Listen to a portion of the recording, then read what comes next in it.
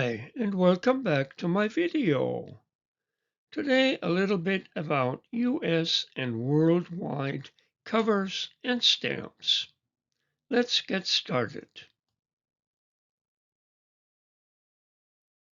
Hawaii, a very nice early postal card, canceled in Wailuku on Maui in 1892. As a note of departure time sent from Wilder's Steamship Company. Very nice item, very clean, no creases, nice postmark, readable, light but readable. Very nice overall, as well as commercial from a shipping company, which also makes it very interesting and collectible for Seapost collectors.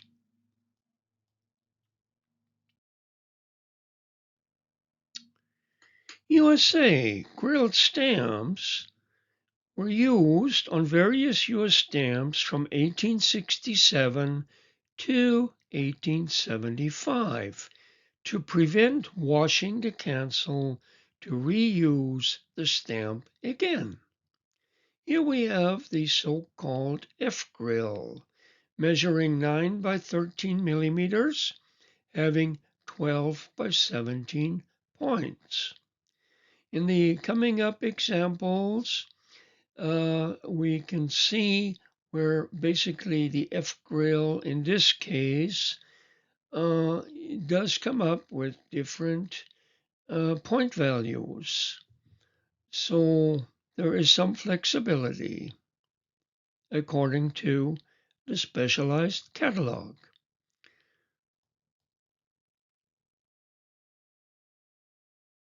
Yes, in this example, the size by millimeters remains constant, but the points can vary to still make it an F grill.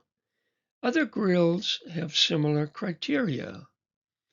In this case, again, 9 by 13 millimeters, but 11 by 15 points.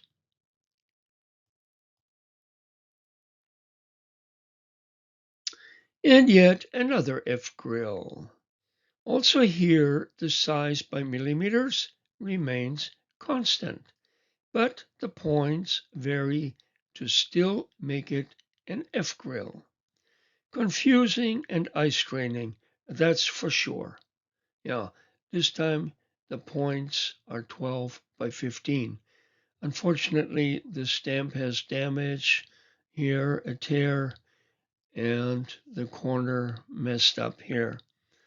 But for demonstration purposes, I thought I'd use it anyways.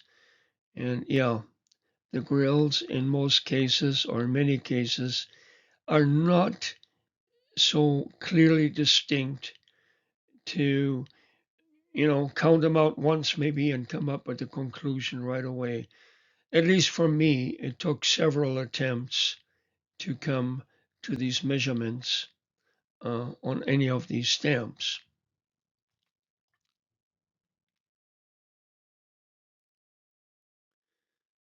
But this one, look at that grill. Wow. After lengthy counting, measuring, magnifying, checking, and checking again and again, I have no doubt that this is well, any idea what it might be? It measures 11 by 14 millimeters and has a point value of 14 by 17. In this case, yes, look at the grill on the front due to the heavy cancel. It really brings it out. And on the back also almost crystal clear, but a little shifted to the right.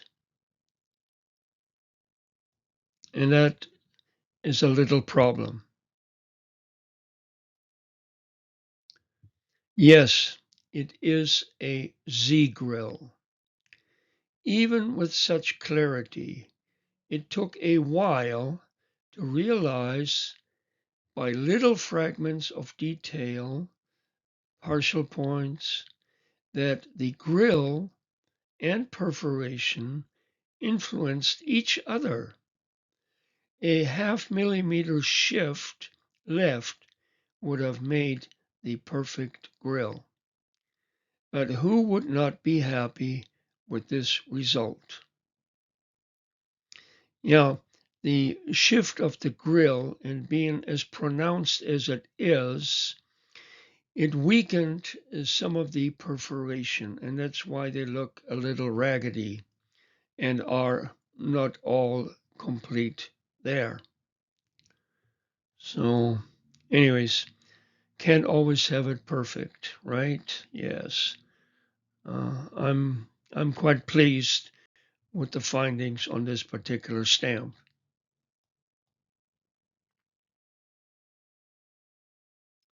Germany offers in Turkey postal stationery on the left and a forerunner unoverprinted on the right, which are often of better value. That is, the forerunners. As you can see, the cancellation basically very similar, and the forerunner obviously uh, has typically an earlier date. In this case, 1885, where the actual Office in Turkey postal stationery, the overprinted version, has a date year of 1892. So we can see 7-year difference.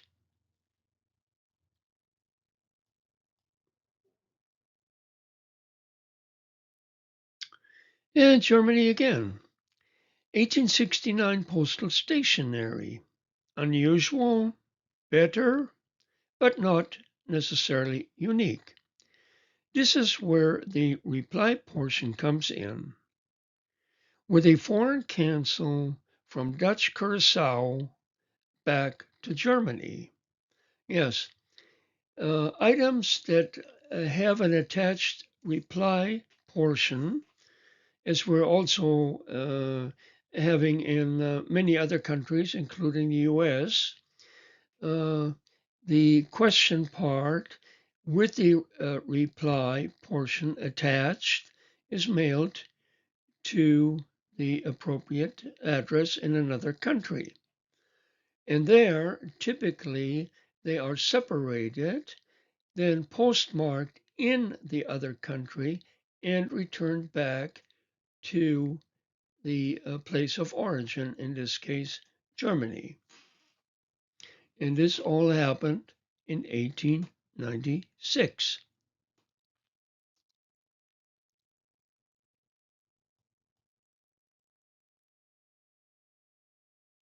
Germany, 1948 series. This consists of two different stamps with identical design, but different color, different denomination. The other stamps I don't have an example of right now is the 50 Pfennig in blue. And this series does have approximately 24 listed and priced plate flaws. In this case, in field 10, which is right here, they go 5 across on the sheet and 10 down, a total of 50 stamps per sheet. So that it means this one here is in position 10, field 10, which indicates a red dot in the upper part of the denomination. And it is valued in mint not hinged condition at about $20. So not bad for such a relatively inexpensive stamp. And this one has 9 instead of 10 vertical lines on this platform right here. Starting right here, counting out 9. All the others here on this block of 4 have 10 vertical bars, which is the normal. And in this case, we are dealing with field 35 in a mint not hinged uh, condition. This plate flaw catalogs about $25. In used condition, both of these plate flaws catalog $100 each, with some other plate flaws of this series ranging as high as $250. On cover, even more. So for common stamps, not a bad price. In mint hinged condition, I would kind of shy away because typically they're not that desirable. And since the stamps already are kind of a low item value, I would prefer looking for mint not hinged, preferably even legally or legitimately used stamps or on cover if you're lucky enough. That may not be an easy task. I may have had the odd one over the many years, but not easy.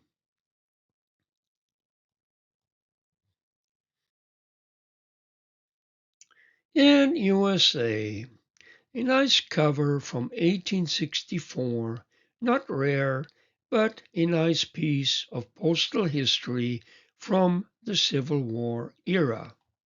Always nice to run into material such as this. Also clean, sound, everything is nice. Readable year date and month. So what more can you ask for? Well, maybe the contents. That would be nice, wouldn't it? Yeah, I would love to have the contents. Well, I hope you enjoyed at least a little of my video. Hopefully you will give me a thumbs up. And if you haven't subscribed, it would be nice if you do that. Thank you so much for watching. Yes, again and again and again, we can see that there is so much different and interesting material out there for us to search for, research, and hunt for. Hoping all of you will have best of luck and find some nice treasures. Good luck to all.